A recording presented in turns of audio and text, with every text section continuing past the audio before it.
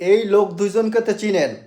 একজন হচ্ছে জামাতের আইনজীবী শাহরিয়ার, আর একজন হচ্ছে যমুনা টিভির উপস্থাপিকা নিকোল।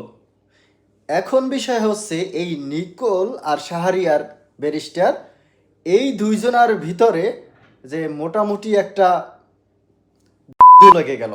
বিষয়টা কি? বিষয়টা হচ্ছে বঙ্গবন্ধুকে শাহরিয়ার বলেছিলেন বিশ্বাসঘাতক, আর সেটির বিরুদ্ধে গিয়ে প্রতিবাদ জানিয়েছে সাথে সাথে নিকোল।